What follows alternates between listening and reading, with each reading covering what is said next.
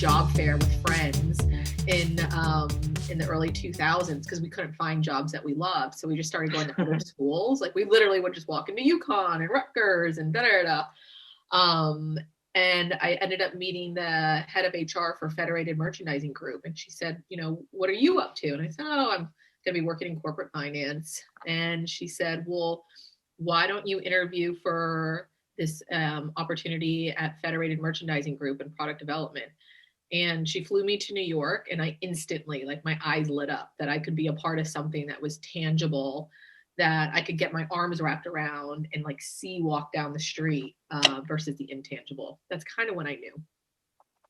Well, I'm glad you brought up the immigrant background. As a fellow immigrant, I know that sometimes there's different hardships and expectations, especially in being underrepresented in certain communities. One of them, obviously, startups.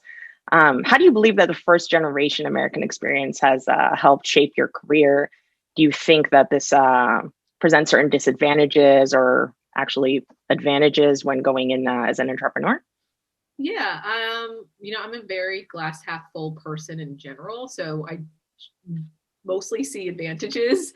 And what I really believe is anytime I felt like I was looking at an uphill battle or an obstacle, I would think about my parents. And I'm like, well, what was that like moving to a country by yourself with very little money, just trying to figure things out as you go? And I think, I didn't grow up with the word entrepreneur in my mind, but when I think about them, they basically were, because they created something, a life out of very little. And so I think that really put me on a trajectory to see the opportunities and how much you can shift your path as you navigate this crazy world of life. I also think that you kind of look at things not as problems and barriers, but as puzzles, and like, how do you just figure it out and navigate and use relationships and networking and the less book smart side of the human psyche and the social smarts to really connect and build and create. Yeah, gotta agree with that.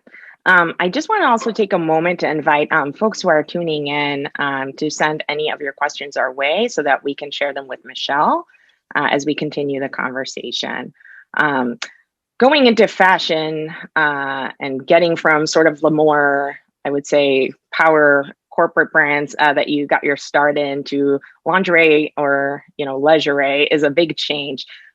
Since going in to secure funding, usually you're facing a room full of men and most VCs and other places where you go to get that funding. Did you find that trying to get into the room and pitch something like lingerie and essentially a product that is not targeting the men in the room presented bigger challenges in terms of getting the money? Yeah, absolutely. Looking back, I didn't see the challenges that were there when they were present, but now going back and playing the tape in my head and being like, wow, that was great that we navigated that so well. But I think in general, ignorance is bliss. And so being a first-time entrepreneur, I just thought fundraising was going to be hard in general. But my thesis was, okay, this word lingerie has certain connotations that come along with it. So you say lingerie and you could see, it doesn't matter if it was a man or a woman, their eyes would shift towards push-up and corset and provocative, etc. And so what I thought was, well, why don't I create a word that will change the conversation and open up dialogue to what I'm truly believing and what I really want to create, which is lingerie. And so that was just like a run in Central Park where I'm like, all right, I got to create a word. Because every time I say lingerie, someone's like, let me go get someone with breasts, or let me go ask my wife. But if I could create something that fundamentally in a human's mind didn't exist, I think I'll get the patience in the room to explain. And so that really worked. I would say the other thing too is I didn't ever go into a conversation with the anticipation that they were going to say, oh, lingerie, or oh, too crowded. My mindset always with fundraising was, I'm inviting you to be a part of an amazing journey. And this thing is going to be bigger than life. And do you want to sit at the table? Right. And again, ignorance is bliss. I had a very utopian lens. I always believed like, if you put it out there, if you're creating something bigger than life, bigger than yourself, that energy will permeate to others. And luckily, ignorance is bliss. That worked. Yeah, it worked. I love it. I know that, you talked a little bit about inviting the investors to be a part of this journey, which I really liked.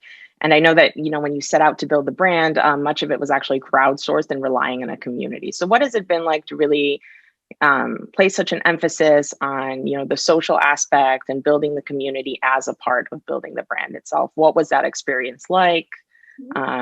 Anything about that journey? Yeah, again, like, this was my YOLO moment. So I felt like statistically companies fail within 5 years, 60% of the time, and 90% of the time within 10. So I'm like, well, I got 2 to 3 good ones here. Let's just do whatever I think is a utopian way of creating a brand today.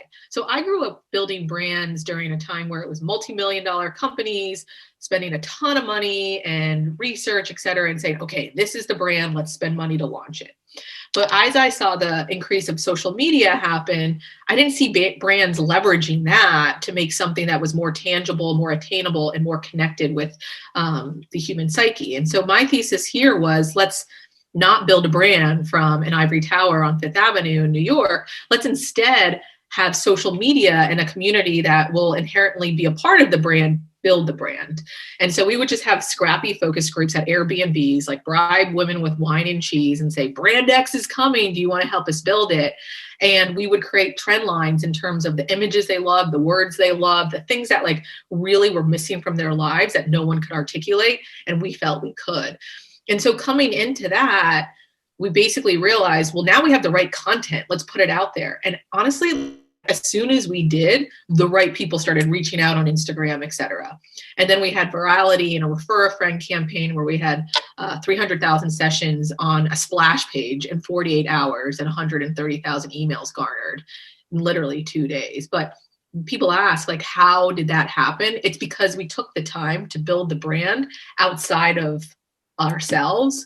We just put it out there for other people to participate. And so you can see like the fire in my eyes and the passion that comes from this question, because that's what Lively is. Lively is a living, breathing community that launched it, created it, and now sustains it. We're about 135,000 ambassadors across the United States alone. That's terrific. I know that a lot of the current experience in the initial shopping experience was really centered online. I know that you guys have made some expansion into the offline world and additional retail touch points. And since a lot of people do, or a lot of customers rather, depend on that in-store experience to purchase something as personal as bras or underwear. How did you go about initially leading that shift to like, this is something that can be done online, just like almost everything else that we're doing? Was that like a harder sell? What did you, do to help change the minds of potential customers? Yeah, I think everything that we did is very much in line with who we are at Lively. We're just human about it. We're like, look, like buying bras online is hard, but you know what? Your bedroom mirror knows best. So we're going to put the label in the box. You try it on. It doesn't work out. You send it back. No big deal. But also what we would also do is our Instagram was full of women of all backgrounds, shapes, sizes, beautiful colors, just wearing the product and looking good and feeling good. And that, I think, also broke the barrier for people where they're just like, oh, I got to try this. Like, they're so comfortable wearing a bra. Like, people would constantly be like, Michelle, how are you getting people to post themselves in a bra online? I'm like, well, look at the bra and look at the girl. It's not Victoria's Secret. It's just, a typical day in the life. All right. And then when, the pandemic hit, on the one hand, it's like the golden age, right, of like staying at home. And I think probably a boon to brands that emphasize, comfort and really the stuff that you would wear at home, right? The sort of, home life uniform that now is more of like a Monday to Friday instead of the Saturday to Sunday. But since you had been expanding into like, real life touch points and brick and mortar as well, did you feel like you're, sort of getting more from people staying in as a part of this crazy year, or concern about loss of those additional touch points that you guys were building out? Yeah, I mean, wonderful part of who we are is flexibility and agility. And so, purposefully, we never wanted to build an organization that was too rigid. Learning that from being in corporate America, it's really hard to make shifts when you get too set in your ways. So this was definitely a year where we came in thinking we were going to open a lot more stores and lean into physical retail this year more than ever. But obviously that changed quite quickly in April. And so we pivoted, and not only did we pivot to lean into our online and e-commerce experience, but we also leaned into loungewear. We leaned into like true comfort stories, meeting style that went along with it. And that was not at all what we were planning. We were planning swim and more retail, et cetera. And the good news about that is our community guided us that way. And our ambassadors told us what they needed to see and buy and do. And so then you end up getting like the triple digit comps because you're just that in touch with your end user and consumer. So really where our pain points were operationally being able to shift everything on the back end to support that growth online. Right. And do you think even philosophically, this year is going to change how we approach like daily uniforms moving ahead, like after the pandemic? Oh, definitely. We just did a piece with Well and Good where we believe that, the structured element of how we dress will now not come without a compromise of uncomfortableness. I think people will always say, all right, I will wear something that's a little bit more ticked and tied, but it still needs to be comfortable. So, I think people will wear like a biker short with a cute blazer, or figure out like the comfort pant and then like layer up and pop it with jewelry or whatever it needs to be. But I don't think anyone's going back to being, ungodly uncomfortable. All right. I hope so. I just my personal vote. If I go back a second to both like the immigrant experience and being a woman, building out a brand that is mainly targeting women, and having people who are typically underrepresented on the business and funding side of things, what do you think that whether they're immigrants or otherwise underrepresented entrepreneurs can really do to get in front of the right people and make sure that they're getting the same opportunities out there? Yeah, I mean, obviously I believe in education. So definitely education for me is something that I think gives you that starting point in terms of the journey. And so giving people the opportunity to get educated and have those forums to learn, not only is it about what you are learning intellectually, it's who you meet. And so I really believe that networks are the key to getting in front of the right people, and really thinking about that 6 degrees of separation, and really thinking about who's in your net and your network, and focusing on how to create that stickiness in those relationships to get yourself to that place. I grew up in New Smithville, Pennsylvania, which is literally a mile down the road from an Amish farm where we didn't even have a stoplight. I knew not one person when I moved to New York City. Literally, my first job, Federated, they had to find me a roommate because I wasn't getting paid enough to live on my own. And I didn't know anyone. So they found someone in my training program to be my roommate. And the reason I share that is because it was just like, I needed help. I needed resources. And so I tapped the company that hired me for help. And I constantly did that, whether it was my bosses or a doorman or whatever it was, to create more and more networking.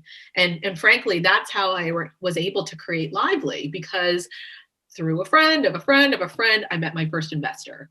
And that job that got me that first investor was through a friend of a doorman of a friend. It's just haphazard things that you don't realize are actually stepping stones towards very important milestones in your life.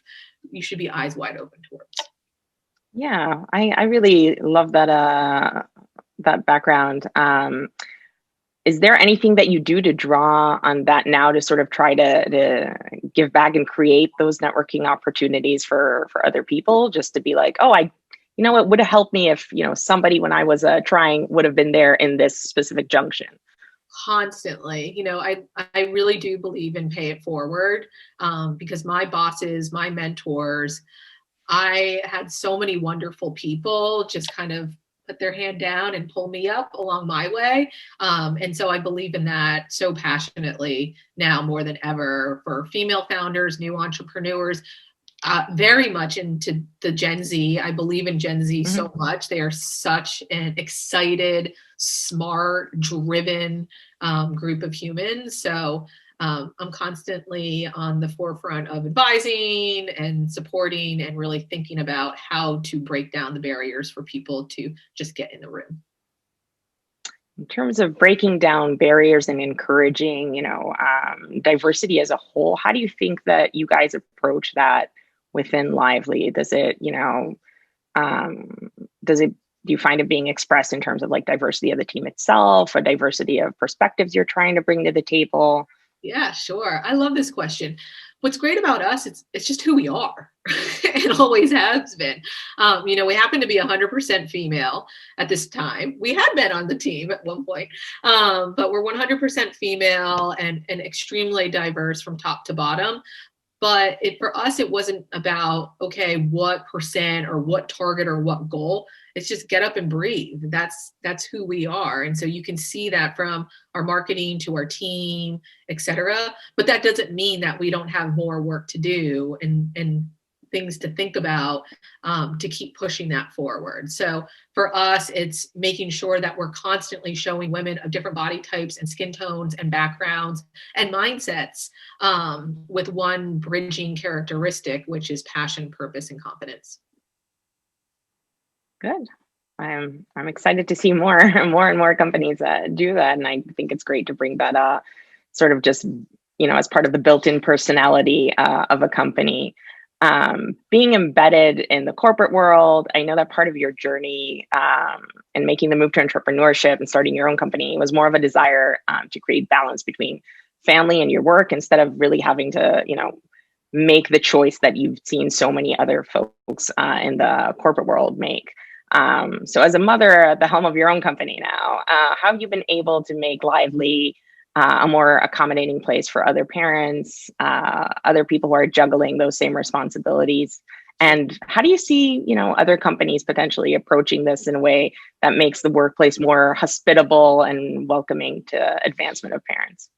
Yeah, absolutely. I when I launched Lively, 2 months later, I found out I was pregnant with my son, my second child, and so like having built a company and fundraising while pregnant, and having a newborn on my lap, I realized how much we have to do to push forward the pressures of being a mom and having a career to a place where you don't feel like you have to do it all at once.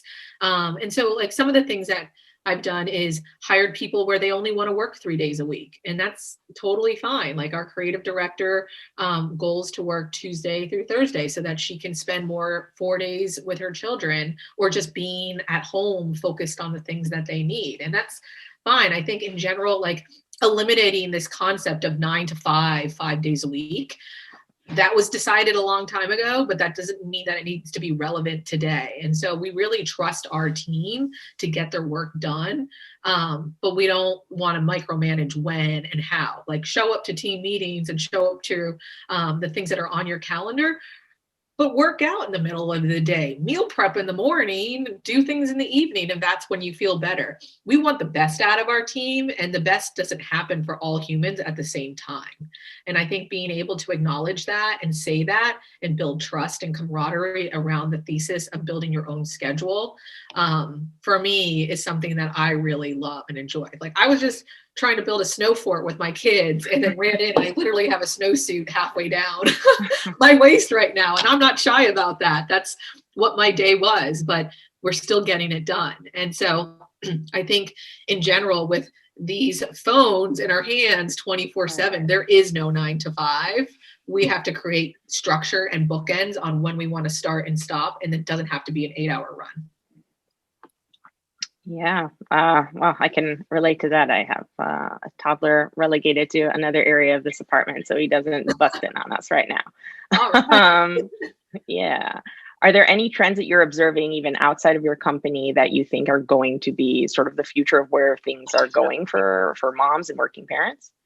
Yeah, I mean, so one thing that I think is really interesting is the idea of maybe staying relatively virtual as a company and creating a hotel lifestyle in terms of an office where you can, register for a desk and reserve a conference room, but then, have your time where you can drop your kids off in the morning and get online at home, depending on how often you want to do that. But I also think for moms just being comfortable with the way they come back from maternity leave. Like, it doesn't have to be that you're gone for 3 months or 4 months or 5 months and then you come back 5 days a week for 8 hours. I found that with, my maternity leave, I took like whatever, a week or 2 weeks, et cetera. But then I would come in for like 3 hours, 3 days a week and build my way back. And I think being open-minded to that as well, you're a mother, you could probably appreciate this. Your relationship with your kids ebb and flow, and they go through so many different cycles, and sometimes they need you a little bit more during certain growth periods than others. And being open to that for moms, I think, is something we should all support. Absolutely. Just thinking back to you mentioning like going into fundraise pregnant and already having one, that's like insane to me. What really gave you the courage to make that leap from, having, I would say, probably a more comfortable basis, right, where you don't have to wonder about the day in, day out in the world, to be like, hey, I'm risking it all. I'm going to go start a company. Yeah. This is a really odd answer, but having my first child, my daughter, when I wasn't the person in her 20s being like, I can't wait to be a mom. Like, I was terrified of being a mom because I thought being a mom meant I was not going to be able to continue killing it in my career. And when I had my daughter, I realized I got so much more efficient and better at my job. It wasn't quantity over quality. It was finally quality over quantity. And I saw like how much more like laser focused and faster I was getting. And looking at her, I just kind of thought one day, I'm like, man, I created a human. I bet I could create a company. And so like just the idea that we create human beings always stuck with me when I was, in those tight, sticky moments. I would just be like, Michelle, you made a human. You can get through this too. Oh, wow. Yeah, I can only agree with that. That's a changing experience. When you look back, at your path so far, what would you say has been your biggest learning lesson? What would you want others to learn from your experience?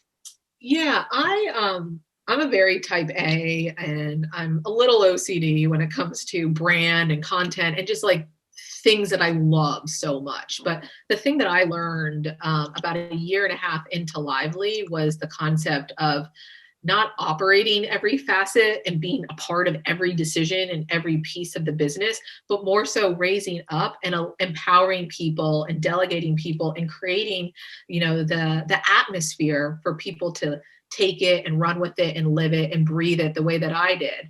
And what I found was once I did that, I realized I was in the way. I was in the way of the company growing and breathing and gaining momentum in the way that it needed to. And so I would say for anyone in a leadership role, the idea of owning and overseeing versus operating and micromanaging was a really tough transition for me, but made every difference in the success of Lively. There's no I in team. Absolutely. I did want to just remind our participants, you can raise your hand in the Q&A section to submit any questions that you may have for Michelle. And then just, as a fan and a customer, I was wondering, where are you guys planning to go next? I know that you spoke a little bit about like general comfort wear. I'm, trying to keep up what you guys have been doing. Where do you see like the next couple of years? Yeah. So, now that our company was acquired just over a year ago, I feel like we really have the foundation for long-term success. And so my goal and my dream has always been for Lively to be a global brand that anytime you see that word Lively, similar to when you saw Victoria's Secret, you saw Angel Fantasy Push-Up. I want every person in the world to see passion, purpose, and confidence. And so next big chapters for us are going international. We've held that card for a long time. And so starting to tinker with where we want to open doors across, other areas of the world, and then just really strengthening our partnerships. We believe less is more when it comes to distribution. So I still believe in physical retail. I think that this is a moment in time where we're seeing this crazy pendulum swing towards digital.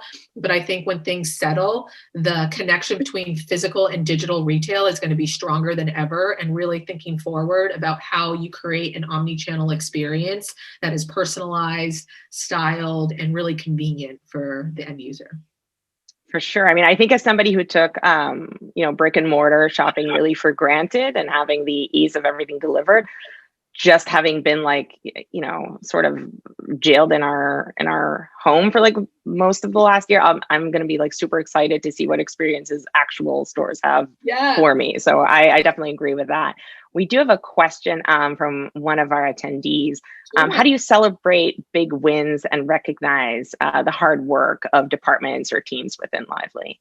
Yeah, totally. I mean, stopping, pausing, and celebrating is critical. So, I remember our first big moment. I call it 10K Monday. And it was the weekend that over a couple of days that we did $10,000 in sales and had 10,000 followers. But we're just like, yes, 10K Monday. And then it was like 50,000 followers, 100,000 followers, our first $1 million moment in sales. But I think pausing and just having like silly celebrations where it's like we have silly glasses on or we dress up like princesses for the day, whatever it is, just stopping, pausing, and acknowledging is really, really important. And I think now being virtual, it's even more important and harder to do. So we're really trying to put some time and effort behind culture of like this Friday, we have a baking class, like someone from our team is going to do a virtual baking lesson with her mom and we're going to all cook from home together.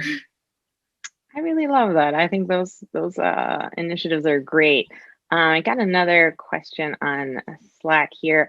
How has the culture of Lively, if at all, changed post-acquisition? Sometimes you're walking into a completely new, whether it's like corporate situation or, additional, even daily routines that were not part of the company before. How is that something that you're going about incorporating since the sale? Yeah, I mean, during the conversation of the acquisition, one thing that was important to us was that we would still operate on our own and really benefit from some of the bigger initiatives that this company could provide to us. So the first thing was our team got better benefits like 401k, those types of things that we weren't able to provide matching or resources towards prior to the acquisition. But I would say culturally, in terms of the day-to-day, not too much has changed outside of just operationally coming together with our warehouse, et cetera. But it's something that we constantly keep top of mind, is that they didn't buy us to assimilate and become the same. They bought us to bring a different perspective, point of view, and culture to, in total, create something new and forward thinking. I love that. I know we have a live question from one of our attendees. Just a second. Hi. Hi, Ealeal. Hi, Michelle. Can you hear me okay? Yeah. Yes. Hey. Well, great. So I'm Amanda. I'm actually the head of people at Insticator. And so I've been loving all of the information you've been sharing about, the focus on flexibility and just how important performance is, kind of more so than just attendance, which is how I've kind of looked at it in the past. I'm curious, what are some of those leading indicators that you look for when finding people who have been most successful working with you and helping you grow your company? Yeah, we love to hear from people about their impacts. And so I think that you can create key performance indicators across any facet of a business. And I believe in threes. And so really we have a team meeting every Monday where the Lively organization gets together. We talk about our Lively moments from the weekend, the things that really spark passion and purpose in our personal lives. But then also each team member goes around and shares, key performance indicators, like actual metrics, and then the qualitative support as to like what's great about that or where the opportunity lies. But what I really find is if that someone can speak to what's happening in their business in a way that's digestible for others, then you know they're kicking ass because they're really in tune with what's happening in their area and what else needs to happen. And that while there might be one person sharing the megaphone on that area, other people are contributing to that. So when people are constantly analyzing what's going on, and again, even in a creative environment, it's not that analytical. It's more so, here's how we're performing against the goals set. You start to see where people are successful and where others need help. Thank you. Do we have any more questions from anyone on the call?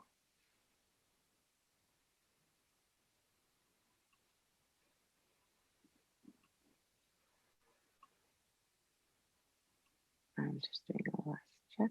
Oh.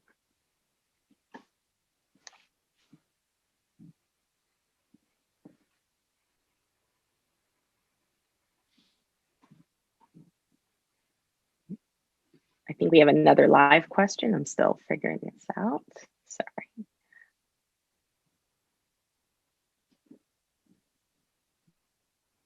Just a second.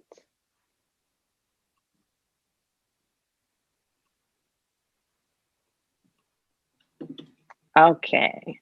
In a world with so much challenge and discourse, what role do you think companies play in creating social change, if at all? Yeah, I think a lot. I think I grew up in an environment where corporate America probably felt less engaged and inclined to create social change, where I think now we live in a world where it's not just about the business, it's also about social impact. And so where our passion lives is around pushing the conversation around diversity, making all people feel welcome, comfortable, and have the opportunities across the board, but also on the side of sustainability, especially in the arena that I play, where there's so much being created, made, and then thrown out. So really thinking about how do we get on the pathway towards being fully sustainable as organizations, because we hope that we live in a world where sustainability is just table stakes. I would say those are kind of the things that are top of mind for us at Lively. Absolutely. I love that. And again, I just wish more companies would keep sustainability top of mind. As a consumer, I definitely know that is something that, informs a lot of our choices, at least for my household. We got another question here. What has been your hardest obstacle to overcome internally? Like, how do you split up your teams? Yeah, I would say internally, I would say people is always the hardest obstacle for all entrepreneurs and leaders because it's the lifeline of your business. But you also have to realize that every human is fundamentally different. And although we might be saying the same thing, we might be thinking and seeing something different. So I think we spend a lot of time connecting verbal with visual. It's like, okay, we're saying this, but what does that actually mean?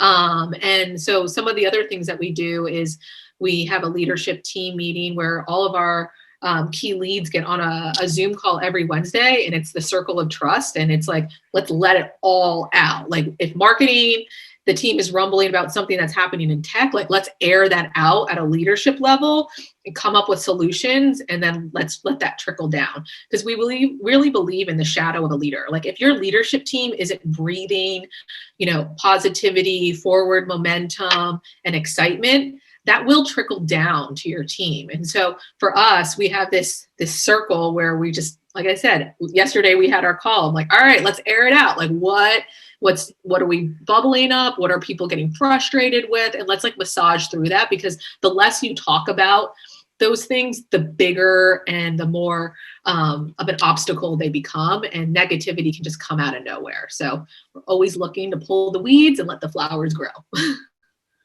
For sure. And I think it's great, instead of, the typical letting things fester that you might see at different corporate environments.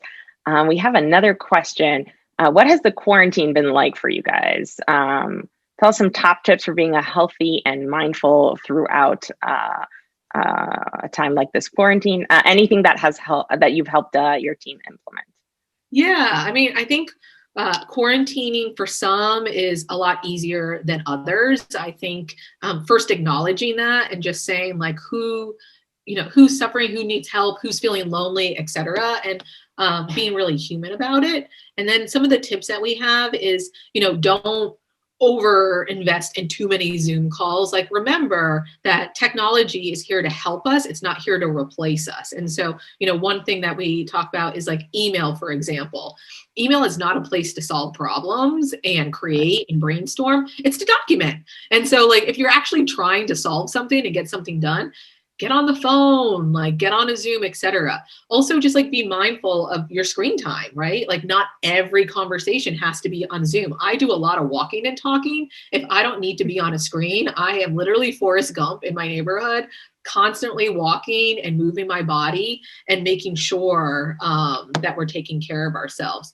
And I would just say, encouraging people to try different things, right? Like break up their day, create change within your schedule so you don't feel like every day is Groundhog's Day. Yeah, definitely. And I know we had another live question. Hi, Michelle. I can be heard. Yes. Oh. Hi. Hi. So thank you for joining us today. This is really wonderful and very interesting and enlightening. And I was actually going to ask a question just answered, but as a follow-up, I'd be curious to get some insight from you on how you're sort of managing sort of your corporate culture, your business culture in this remote work from home time. Sure. I mean, I think because we are maybe why, but because we're a digitally native brand, we do so much of our work on screens and through, Shopify and on our phones. Like even when we were in the office, I looked at my phone for data more than I looked at my laptop. And we were always promoting an environment of being mobile first, et cetera. So when we had to come home, it felt pretty natural that our desk was our laptop, if you will. But I think the way that we have to really think about what the shift needed to be was more communication, not assuming. I think there was a lot of assumption happening when we first came home, because when you're in an office environment, you do drive-bys, you see people in the hallway, you just kind of sit and chat, and like information is just naturally shared.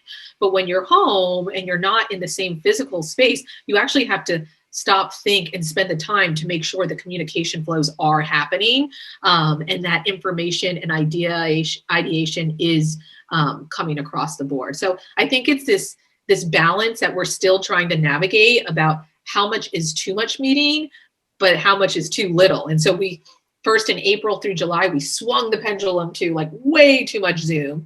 Then we swung back and we said, not so much. And it was like too little Zoom. And now we're in this happy medium of realizing, okay, interaction's key. It just can't be abused. Cool. And so on a sort of the more kind of human level, how are you keeping the team together and motivated and sort of in like a single mind space and the kind of stuff that you mentioned happens organically, typically in a work environment? Anything specific you can share on how you've accomplished that? Sure. So first thing we did was we actually added headcount to our team. We added a new HR coordinator who's really invested in culture and just creating moments for us to get together that are fun and give us a reason. Because I think like the Zoom happy hours, while like the intent was there, it just didn't like create camaraderie or energy or forward movement. But what we found now is activities. Like we had bingo for Thanksgiving. We're going to have a bake class. We're also creating moments where it's just like 4 or 5 people can sign up for something. It doesn't need to be a company hands-all. It could just be things that certain people are interested in versus others.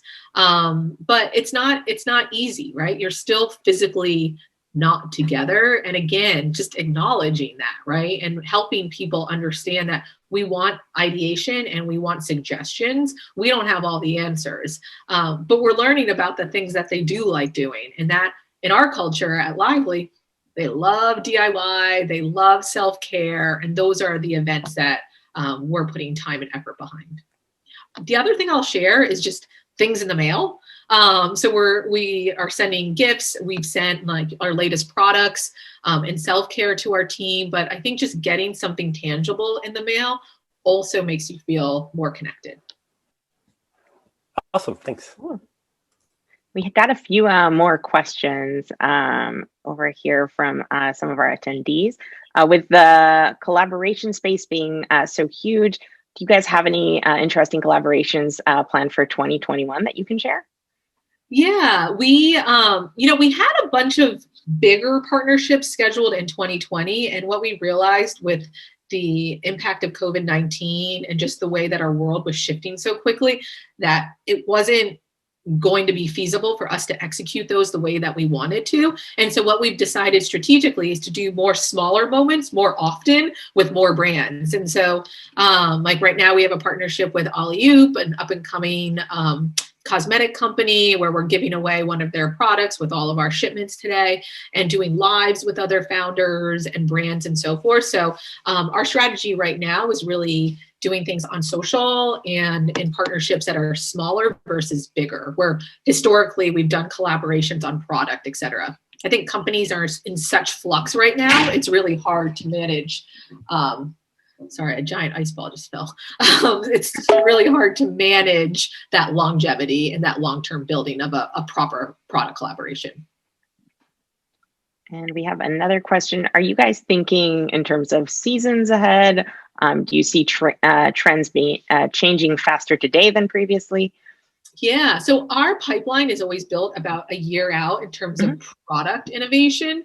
But what we tend to do is push and pull what we see is more relevant when. So I think 2020 was a great example where we had like a lace fashion capsule planned for April and May, and clearly that wasn't going to be the winner. So we pushed that out and pulled up loungewear. And so what we think in 2021 will be the comfort trend that we saw in 2020, but with style. So I think people are now yearning to feel slightly more dressed up and put together than just like top knot and PJs like we did for several months this year. What we're really championing is product that is comfortable, but also has the right color, right print, etc. And then just like little small surprise and delights like printed fanny packs, hair ties, like all sorts of fun swag. Again, that just makes people smile in a time where there's a lot of chaos and turbulence. Absolutely. I think all of us could use that. We have another live question from Allie. Hello, can you hear me? Yes. Hi, Allie. Hi, thanks so much for being here. I've been a huge Lively fan for a while. My question is, what advice would you give to someone who's trying to navigate into this space who doesn't know anyone? Into the space of startups, fashion, which space?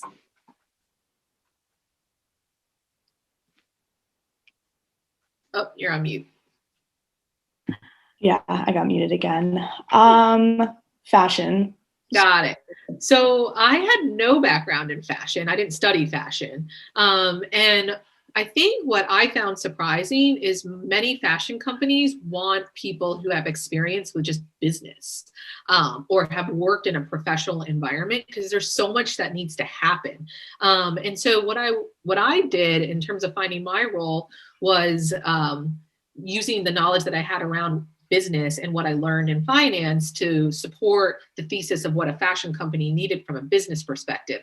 Honestly, when I interview people and when I hire people, I often hire people that don't have the experience for the role historically, but have the general skill set, hunger, and passion to be potentially successful. If you look at my first few hires, they didn't really have any experience in lingerie or the product or the things that they worked on. And I think really verbalizing that when you have conversations with people, which is like, I don't have the actual fashion background, but I do have these tangible skills and the know-how and the hunger to support.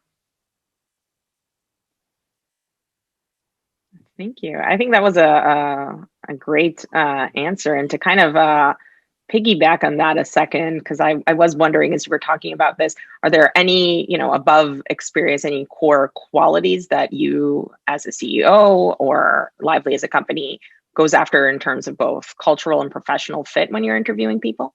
Yeah. Number one, we always ask, like, why Lively? Like, we really want people that are genuinely passionate about why we exist and what our mission is towards women feeling passionate, purposeful, and confident within their lives. So that's number one. Number two is we look for people that don't view the world as problems, but view the world as puzzles. Like, we are a culture that loves figuring it out. And when things go wrong, we tend to start laughing and like love building and tinkering. And when we come out on the other side, we're like, sweet, like avoided that landmine, but man, was that fun figuring it out together. And so that's the mindset that we try to find when we interview people, and just asking questions like, what do you view as your greatest success? Or like, what was that project where like you had goosebumps and you were just so damn proud? And it doesn't have to be at work, but really understanding like how people think and where they find love and what they view as quote unquote success.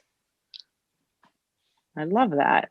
We got, I think, one last question from one of our attendees. I would like to know where Lively currently make their garments, and if it's been a challenge to find the right place to handle production. Sure.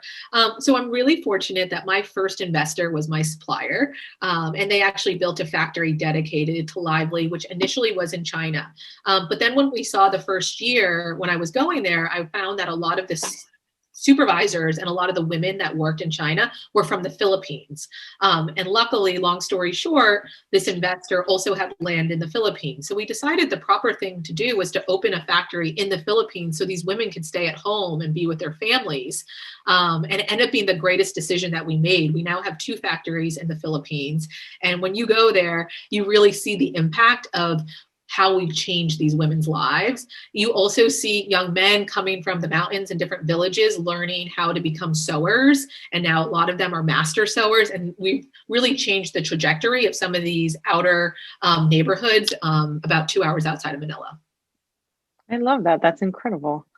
Well, I don't see any additional questions from our attendees, but I really wanted to, first of all, thank you for taking the time to talk to us today and for being a part of thUp.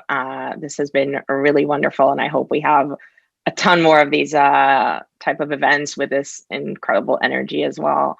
And just, to wish you a rest of a happy snow day out there, and to continue building great things.